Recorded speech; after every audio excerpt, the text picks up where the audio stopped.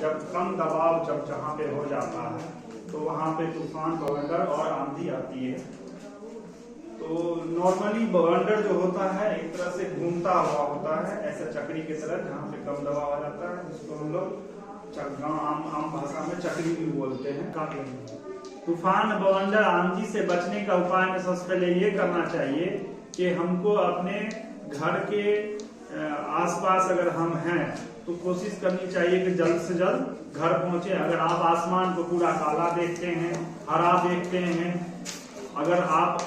घूमता हुआ चक्री जैसा हवा देख रहे हैं, बहुत तेज हवा सुनाई जा रही है आपको आवाज, तो आप जल्द से जल्द अपने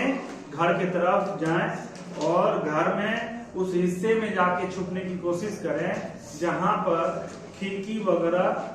नहीं हो, खास तौर पे वो खिड़की जिसमें शीशा लगा हो, उस खिड़की से बचने की जरूरत है। शीशा वाली खिड़की हवा के दबाव से टूट जाती है और आप जख्मी हो सकते हैं। कोशिश ये करना चाहिए जो बंद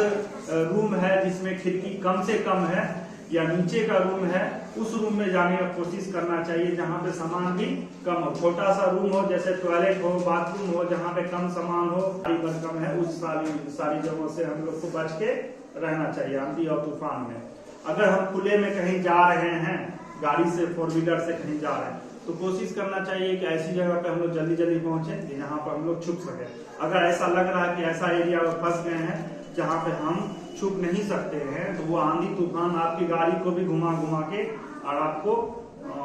जख्मी कर देगा,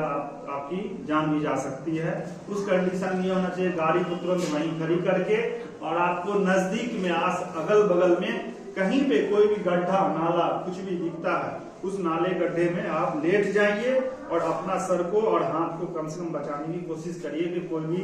भारी भरकम चीज, अगर खास तौर पे ये ध्यान है जहाँ पे आप छुप रहे हैं वहां पे कोई बड़ा पेड़ वगैरह नहीं हो, तो आंधी में आपके ऊपर वो गिर सकता है। इन चीजों, आपके घर में अगर हेलमेट हो तो जब आंधी तूफान अगर बहुत ज्यादा हो तो अगर आप क्या करना चाहिए, इमरजेंसी में आप ऐसी जगहों पर हेलमेट वगैरह रखें कि जो तुरंत आपको मिल जाए, पहुंच में हो, और उसको पहन लें कि कम से कम आपका सर से बचाव हो। ज्यादातर आंधी तूफान वाली स्थिति में लोगों का सर में चोट लगने से मृत्यु ज्यादा होती है, तो इनसे बचने की जरूरत है। और सबसे बड़ी बात है कि सचेत होने की जरूरत है। आपको जो सूचना मिलती है सरकार की तरफ से, मोबाइल में मैसेज आता है, टीवी पे आता है, रेडियो पे आता है, सूचना को इग्नोर नहीं करना है। आपको सूचना का अमल करते हुए अपने घरों में